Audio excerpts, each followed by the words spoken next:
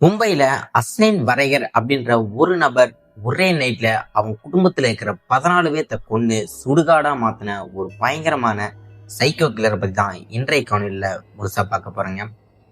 Hi friends, நான் Maddy. Welcome to my channel.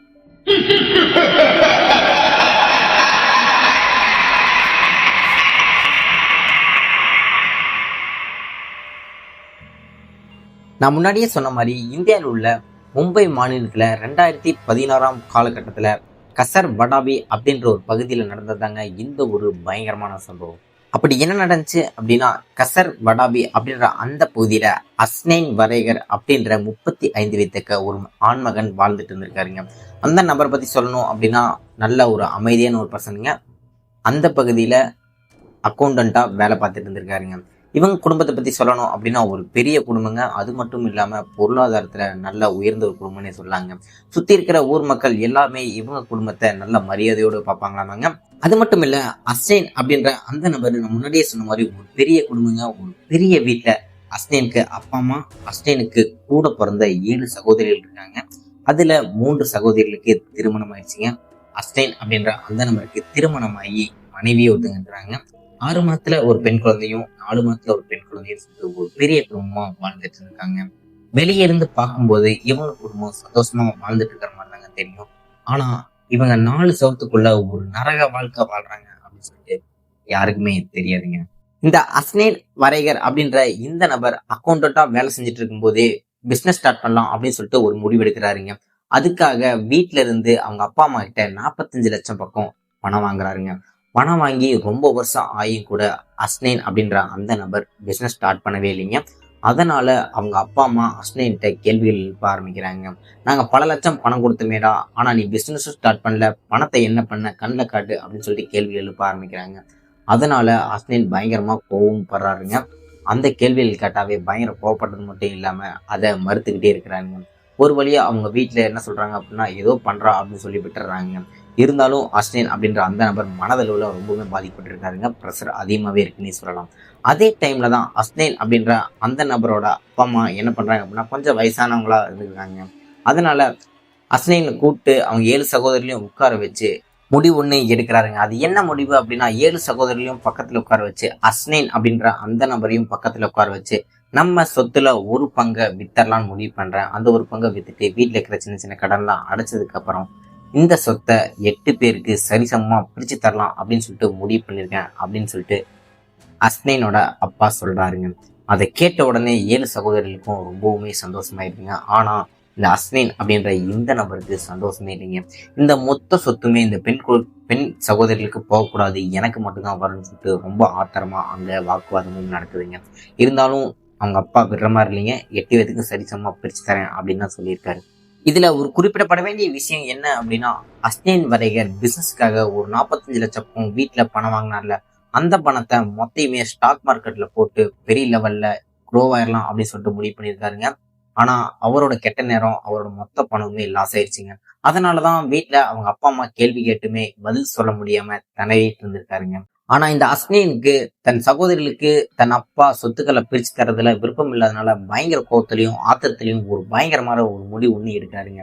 அது என்ன முடிவு அப்படின்னா, தனக்கு கிடைக்காத சொத்து 7 சகோதரிகளுக்கும் கிடைக்க கூடாது அப்படின்னு சொல்லிட்டு தன் குடும்பத்துல இருக்கிற மொத்த நபரை கொன்றலாம்னு சொல்லிட்டு ஒரு பயங்கரமான முடிவு ஒண்ணு எடுத்திருக்காருங்க. 2016 காலகட்டம் பிப்ரவரி 27 அன்னைக்கு அஸ்னைன் அப்படின்ற அந்த நபரோட அப்பா அம்மா ட்ரிப்புக்காக வெளியே போயிருந்திருக்காங்க. வெளியே போயிட்டு நைட்டு 7 மணி போல வீட்டுக்கு வரும்போது அவங்க அப்பா அம்மாவுக்கு ஒரு ஆச்சரியம். அது என்ன ஆச்சரியம் அப்படின்னா, அஸ்னைன் அப்படின்ற அந்த நபர் இவங்க குடும்பத்துக்கே விருந்து மாதிரி தயாரிச்சு வச்சிருக்காருங்க, விசேஷம் அப்படின்னு சொல்லிட்டு. அவங்க அப்பா அம்மா அவங்க குடும்பத்தினர் எல்லாருமே அந்த விருந்துல கலந்துருக்காங்க. விருந்துல கலந்து நல்லா சாப்பிட்டு என்ஜாய் பண்ணிட்டு அவங்கவுங்க ரூம்ல போய் தூங்க ஆரம்பிக்கிறாங்க. அஸ்னைனோட பிளான் என்ன அப்படின்னா, அந்த விருந்துல எல்லாருக்குமே மயக்க மருந்து கலந்து வச்சிடறாருங்க. கலந்து வச்சது மட்டும் இல்லாம பக்கத்துல இருக்கிற கசாப் கடையில கத்திய வாங்கிட்டு அன்னை நைட்டு எல்லாத்தையும் முடிச்சு கட்டிடலாம் அப்படின்னு சொல்லிட்டு முடிவு பண்ணிட்டு தான் ஒரு பயங்கரமான விருந்து ஒண்ணு அவங்க வீட்டுல அரேஞ்ச் பண்ணியிருக்காருங்க. அஸ்னைனோட அந்த விருந்துல மொத்தம் 15 நபர் அவங்க குடும்பத்துல சேர்ந்தவங்க கலந்துருக்காங்க. இன்க்ளூடிங் அஸ்னைனை சேர்த்து தான். அஸ்னைனோட 7 சகோதரிகள் கலந்துருக்காங்க. அதுல ஒரு சகோதரி மாற்றுத்திறனாளிங்க, மனநலம் பாதிக்கப்பட்டவங்க. அது மட்டும் இல்லாம அஸ்னைனோட அவங்க அப்பா அம்மா, அஸ்னைனோட மனைவி, அஸ்னைனோட 2 பச்சிளம் குழந்தை, அஸ்னைன் குடும்பத்தை சேர்ந்த 2 பெரியவங்கன்னு சொல்லிட்டு 15 பேர் அந்த விருந்துல கலந்துருக்காங்க. கலந்துக்கிட்டு மட்டும் இல்லாம விருந்தெல்லாம் நல்லா சாப்பிட்டு நள்ளிரவு நேரங்கள்ல அவங்களோட அறையில போய் தூங்க ஆரம்பிக்கிறாங்க. பெரிய வீடு அப்படின்ற காரணத்தினால ஒவ்வொரு நபருக்கும் ஒவ்வொரு அறை இருக்குங்க. அங்க போய் தூங்கலாம்னு சொல்லிட்டு ட்ரை பண்றாங்க. தூங்கவும் ஆரம்பிக்கிறாங்க. ஆனா அவங்க யாருக்குமே தெரியாது அந்த விருந்துல மயக்க மருந்து கலந்துருக்கு அப்படின்னு சொல்லிட்டு. அஸ்னைன் பிளான் பண்ண மாதிரி நள்ளிரவு 1 மணி போல குடும்பத்தினர் அனைவரும் விருந்த சாப்பிட்டு ஆழ்ந்த உறக்கத்துல தூக்கிட்டு இருந்திருக்காங்க. இதுதான் சமயம் அப்படின்னு சொல்லிட்டு மறைச்சிருந்த கசாப் கடை கத்தியை வெளியெடுக்கிறாங்க. வெளியெடுத்துட்டு முதல் முறையா தன் மனைவியும் தன் 6 மாத பெண் குழந்தை 4 மாத பெண் குழந்தை சொல்லிட்டு கழுத்தை அறுத்து பாவம் பரித பார்க்காம கொண்டிருக்காருங்க. அதுக்கப்புறம் அஸ்னைன் என்ன பண்றாரு அப்படின்னா அவங்க 6 சகோதரிகளையும் ஒவ்வொரு அறையிலயோ போயிட்டு ஒவ்வொரு அறையிலையும் அவங்க சகோதரிகளை கழுத்தை அறுத்து பயங்கரமா நிலையில ரத்த வெள்ளத்துல கொண்டிருக்காருங்க பயங்கரமா. அதுக்கப்புறம் அவங்க 7வது சகோதரியான சுபியா அப்படின்ற அந்த சகோதரி அறைக்கு போறதுக்கு முன்னாடி அவங்களோட அதாவது அஸ்னைனோட அவங்க அப்பா அம்மா ஒரு அறையில அவங்க அம்மா எந்திக்கிற மாதிரி அஸ்னைனுக்கு சத்தம் கேட்குதுங்க. அவங்க அறையில சத்தம் கேட்ட உடனே அஸ்னைன் என்ன பண்றாரு அப்படின்னா உடனே அவங்க அப்பா அம்மா அறைக்கு போறாருங்க. அவங்க அம்மா எந்திக்கிற நிலைமையில இருக்காங்க. அவங்க அம்மா எந்திக்கிறதுக்குள்ள அஸ்னைனோட அவங்க அப்பா சொத்து எல்லாமே தன் சகோதரிக்கு தர்றதுனால ரொம்ப ஆத்திரப்பட்டு உடனே அவங்க அப்பாவோட கழுத்தை அறுத்தர்றாருங்க ரத்த வெள்ளத்துல. இதை பார்த்த உடனே அவங்க அம்மாவும் முழிப்பு வந்துருங்க. முழிச்சு எந்திரிச்சு பார்த்த பிறகு அஸ்னைனோட அம்மாவுக்கு ஒரு பேர் அதிர்ச்சிங்க.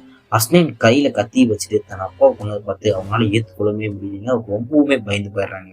அதுக்கப்புறம் அஸ்னைன் நம்மளதான் கொல்ல வராரு அப்படின்னு சொல்லிட்டு தன் மகனோட காலை பிடிச்சு அஸ்னைனோட அம்மா கெஞ்ச ஆரம்பிக்கிறாங்க.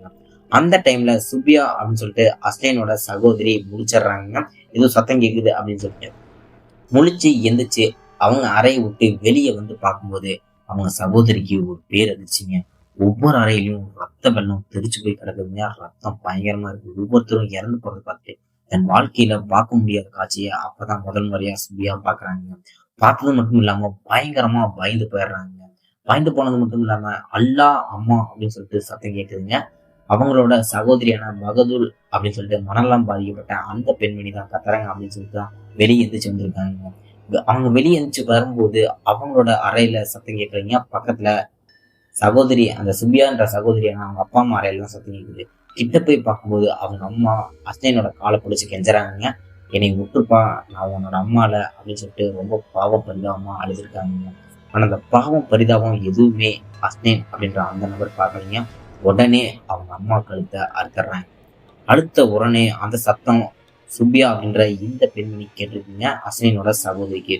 உடனே அந்த இடத்துல பயங்கரமா கத்திடுறாங்க. இந்த கத்தர் சத்தத்தை கேட்டு அஸ்னைன் கதவை திறந்து பார்க்குறாங்க. கதவை திறந்த உடனே சுபியா என்ன பண்றாங்க அப்படின்னா அவங்களோட அறைக்கு ஓடி போய் வேகமா கதவையும் சாத்திடுறாங்க. சுபியா அப்படின்ற அஸ்னைனோட தங்கச்சி அவங்க அறையில போய் லாக் பண்ணிடுறாங்க. லாக் பண்ணதுக்கு அப்புறம் அஸ்னைன் சுபியா அவங்க அறைக்கு வந்து பயங்கரமா கதவை தட்டுறாங்க. கதவை தட்டிட்டு இப்ப நீ கதவை திறக்கல அப்படின்னா உடனே நான் கொண்டுருவேன்னு சொல்லிட்டு கொலை மிரட்டல விடுறாருங்க. உடனே சுபியா அவங்களுக்கு என்ன பண்றேன்னே தெரியாது. ரொம்ப பயம், ரொம்ப பதட்டம். அது மட்டும் இல்லாம அடுத்து நம்மளதான் நம்ம அண்ணன் கொல்ல போறான் அப்படின்னு சொல்லிட்டு ரொம்பவுமே பயந்து போயிடுறாங்க. அதுக்கப்புறம் சுபியா அவங்க அறையில இருக்கிற ஸ்டீல் கம்பி எடுத்துட்டு அவங்க அறையில இருக்கிற ஜன்னல் கண்ணாடியை உடைச்சு அக்கம் பக்கத்துல இருக்கிறவங்களுக்குலாம் கத்தி கூப்பாடி என்னை காப்பாத்துங்க காப்பாத்துங்கன்னு சொல்லிட்டு கத்த ஆரம்பிச்சிருக்காங்க. இந்த சத்தத்தை கேட்ட உடனே அக்கம் பக்கத்துல இருக்கிறவங்க எல்லாருமே சுபியா அவங்களோட ஜன்னல் அறைக்கு ஓடி வந்துடுறாங்க. அந்த செகண்ட்ல சுபியா அவங்க அறையில இருக்கிற கதவு தட்டுற சத்தம் நிக்குதுங்க. அதுக்கப்புறம் அஸ்னைன் என்ன பண்றாரு அப்படின்னா அக்கம் பக்கத்துல எல்லாரும் வந்த உடனே எல்லாரும் என்னை பிடிச்சி போலீஸ் ஸ்டேஷன்ல கொடுத்துருவாங்க. நான் தான் கொண்டேன்னு தெரிஞ்ச உடனே ஊரே என்னை அசிங்கமா பார்ப்போம் அப்படின்னு சொல்லிட்டு பயந்து போய் அஸ்னைன் விபரீதமான ஒரு முடிவு ஒன்று எடுக்கிறாருங்க. அது என்ன முடிவு அப்படின்னா இந்த கொலையெல்லாம் பாவம் பரிதாபம் இல்லாம பண்ணிட்டு அவரோட அறையில போயிட்டு அஸ்னைன் சீலிங் ஃபேன்ல தூக்கு மாட்டி தொங்கிடுறாரு. அதுக்கப்புறம் சுப்பியா அவங்க அறையில இருந்து அக்கம் பக்கத்துல காப்பாத்திடுறாங்க. அதுக்கப்புறம் காவல்துறைக்கும் கால் பண்ணி சொல்லிடுறாங்க. காவல்துறையும் சில மணி நேரத்திலேயே அந்த பகுதிக்கு வந்துடுறாங்க. பகுதிக்கு வந்து அந்த வீட்டுக்குள்ள என்ட்ராய் பார்க்கும்போது வீடே ரத்த வெள்ளத்துல கிடக்குதுங்க. எல்லாரும் பயங்கரமா நிலையில கழுத்து அறுக்கப்பட்டு கொண்டிருக்காங்க. அதுக்கப்புறம் அஸ்னைன்ற அந்த நபர் தூக்கு மாட்டி இறந்துருக்காங்க. ஒரே நைட்ல 14 பேர்த்த பொண்ணு பாவம் பரிதம் எல்லாம் பார்த்துட்டு வீடையே சுடுகாடா மாத்திருக்காருங்க அஸ்னைன் அப்படின்ற அந்த நபர். உடனே இந்த தகவல் நியூஸ் மீடியான்னு சொல்லிட்டு பயங்கரமா வைரலாக ஆரம்பிச்சிருக்கீங்க 2016 காலகட்டத்துல. அதுக்கப்புறம் காவல்துறை சுபியா அப்படின்ற அந்த பெண்மணிகிட்ட விசாரிக்க போகும்போது பல திடுக்கிடும் உண்மைகள் வெளியே வருதுங்க. அந்த ஒரு விசாரணையில சுபியா சொன்ன வாக்குமூலத்தை கேட்டு போலீசாருக்கே தூக்கி வாரி போட்டுருச்சுங்க. அப்படி என்ன சொன்னாங்க அப்படின்னா, இந்த சுபியா அப்படின்ற இந்த பெண்மணியோட அண்ணன், அதாவது தூக்குமாட்டி இறந்தார்ல அஸ்னைன் வரைகர் அப்படின்ற அந்த நபர் இந்த 7 சகோதரிகளும் சகோதரிகளா பாக்குறதே கிடையாதாமங்க. இந்த 7 சகோதரி கூட மிஸ்பிஹேவ் பண்ணியிருக்காராமா, தவறான முறையில தொட்டிருக்காராமா மோகம் காரணமாக. இதுலயும் முக்கியமா பாதிக்கப்பட்டவங்க இவங்க இளைய சகோதரியான பகதூர் அப்படின்னு சொல்லிட்டு மனநலம் பாதிக்கப்பட்ட சகோதரிங்க. அந்த சகோதரிய பாலியல் ரீதியா பல டைம் துன்புறுத்திருக்காருங்க, மனது ரீதியாகவும் உடல் ரீதியாகவும். இதெல்லாம் இந்த சகோதரிகள் ஒருத்தவங்களுக்கு தெரியவே தெரியாதவங்க. இந்த ஒருத்தவங்களுக்கு ஏன் தெரியாது அப்படின்னா, ஒவ்வொருத்தவர்களும் மிஸ்பிஹேவ் பண்ணும்போது இந்த அஸ்னின் வரைகர் என்ன சொல்லியிருக்காரு அப்படின்னா, இந்த தகவல் நான் பண்ற மாதிரி இந்த ஒரு மிஸ்பிஹேவ் வெளியே தெரிஞ்சு அப்படின்னா உங்க ஒவ்வொருத்தங்களையும் நான் கொண்டுருன்னு சொல்லிட்டு கொலை மிரட்டல் விட்டுருக்காருங்க. அதனாலதான் இந்த 7 சகோதரிகளும் தன் அண்ணன் இந்த மாதிரி பண்றான்னு சொல்லிட்டு வெளியே தெரிஞ்சாலும் அவமானம், தன் குடும்பத்திட்டையும் சொல்ல முடியாது அப்படின்னு சொல்லிட்டு மனதளவிலையும் உடல் ரீதியாகவும் ரொம்பவுமே பாதிக்கப்பட்டிருந்திருக்காங்க. இந்த அஸ்னைன் வரையரோட கூட பிறந்த 3 சகோதரிகளுக்கு முன்னாடியே கல்யாணம் பண்ணி திருமணம் பண்ணி வச்சாங்கன்னு சொன்னேன்ல, அந்த 3 சகோதரிகளுக்கு திருமணம் ஆனாலும் கூட தொடர்ந்து தவறான முறையில் தொடர்றதும் மிஸ்பிஹேவ் பண்றதும் நடந்துகிட்டே தாங்க இருக்கு. அது மட்டும் இல்ல, இந்த இளைய தங்கச்சியான பகதூர் அப்படின்னு சொல்லிட்டு மனநலம் பாதிக்கப்பட்ட இந்த பெண்மணி கூட சகோதரியின் கூட பார்க்காம, மனநலம் பாதிக்கப்பட்ட பெண்மணியின் கூட பார்க்காம உடல் ரீதியா பாலியல் ரீதியா ரொம்பவுமே துன்புறுத்தியிருக்காருங்க அஸ்னைன் வரைகர். அந்த பெண்மணி வலி தாங்க முடியாம சகோதரியான சுபியா அப்படின்ற அந்த பெண்மணிகிட்ட எல்லா விஷயத்தையும் உடைச்சிடுறாங்க. இந்த தகவல் கேட்ட உடனே சுபியா அவங்களுக்கு பெரிய ஆச்சரியம். தன் அண்ணன் எனக்கு மட்டும் இந்த மாதிரி தவறுகள் பண்றதுல தன் கூட பிறந்த எல்லா சகோதரிகளுக்கும் தொந்தரவு கொடுத்துட்டு இருக்கான் அப்படின்னு சொல்லிட்டு தெரிய வருதுங்க. அதுக்கப்புறம் சுபியா அவங்க தன் அம்மா கிட்ட நடந்த விஷயங்கள் எல்லாத்தையும் சொல்லி உடைச்சிடுறாங்க. தன் அம்மா இந்த தகவல் கேட்டவங்க என்னடா தன் மகன் இப்படி எல்லாம் பண்றானே அப்படின்னு சொல்லி ரொம்பவுமே ஆச்சரியப்படுறாங்க. அதுக்கப்புறம் சின்ன வயசுலயே இந்த மாதிரி திருமணம் பண்ணி வச்சா சரியாயிரும்னு சொல்லிட்டு முடிவு பண்றாங்க. அஸ்னைன் வரையருக்கு சின்ன வயசுல திருமணம் பண்ணி வைக்கிறாங்க. திருமணமாகி அஸ்னைன் வரையருக்கு 2 குழந்தைகள் இருந்தாலும் கூட அஸ்னைனோட புத்தி மாறவே இல்லைங்க. திரும்பியும் தன் சகோதரிகள் கூட மிஸ்பிஹேவ் பண்றதும் தவறான முறையில் தொடர்ந்து நடந்துகிட்டே தாங்க இருக்கு. இந்த அஸ்னைன் வரையர் இந்த 7 சகோதரிகளையும் ரொம்பவுமே குடும்பம் பண்ணியிருக்காருங்க. முக்கியமா சின்ன வயசுல இருந்து பால்கனி மாடியில் நின்று வேடி கூட பார்க்க விட மாட்டாராமா, வீட்டுக்குள்ள போங்கன்னு சொல்லிட்டு ரொம்பவுமே டார்ச்சர் பண்ணுவாராமா. அது மட்டும் இல்லாம இந்த 7 சகோதரிகளுக்கும் நண்பர்கள் விசிட்டர்கள் யாராச்சும் அவங்க வீட்டுக்கு வந்தாங்க அப்படின்னா அவங்கள மூஞ்சி அடிச்ச மாதிரி பேசுறதும் பேட் வேர்ட் யூஸ் பண்ணி அவங்க அடுத்த வீட்டுக்கே வராத அளவுக்கு பேசி அவங்க தாட்டி விட்டுருவாராமாங்க. போன் மொபைலு வெளியுறவுன்னு சொல்லிட்டு ரொம்பவுமே கட்டுப்பாடா இருந்திருக்காராமா. மொபைல் அதிகமா அவங்க சகோதரிகளை யூஸ் பண்ணவே விட மாட்டாராமா. சுபியா அப்படின்ற அந்த பெண்மணி +1 முடிச்சுட்டு +2 போறக்கு தன் அண்ணன்ட்ட பர்மிஷன் கேட்டிருக்காங்க. ஆனா அஸ்னைன் வரைகர் அதுக்கு பர்மிஷன் கொடுக்கல, நீ படிச்சு எதையுமே சாதிக்க வேணாம் வீட்லயே சொல்லிட்டு ரொம்பவுமே டார்ச்சர் பண்ணி படிக்க கூட விடாம சுபியா அப்படின்னு அந்த பெண்மணிய ரொம்பவுமே கொடுமை பண்ணியிருக்காருங்க. சுபியா அப்படின்ற அந்த பெண்மணி சொன்ன முக்கியமான தகவல் என்ன அப்படின்னா, எங்க அண்ணாக்கு திருமணம் பண்ணி வச்சா அவன் மாறிடுவான்னு நாங்களாம் நினைச்சோம். ஆனா அவன் மாறவும் இல்லை, அவன் புத்தியும் மாறல. அதனால பகதூர் அப்படின்ற மனநலம் பாதிக்கப்பட்ட பெண் ரொம்பவுமே பாதிக்கப்பட்டதுனால இந்த தகவலை மறுபடியும் எங்க அம்மாட்ட கொண்டு போய் நான் சொன்னேன். எங்க அம்மாட்ட சொல்லும் போதே எங்க அம்மா என்ன சொன்னாங்க அப்படின்னா, எங்க அப்பா கிட்ட சொன்னாதான் இதுக்கு ஒரு முடிவு கட்ட முடியும் அப்படின்னு சொல்லிட்டு பேசிட்டு இருக்க அதே டைம்ல தான் அஸ்னைன் வரைகர் பக்கத்துல இருந்து இவங்க பேசினதெல்லாம் கேட்டிருக்காருங்க.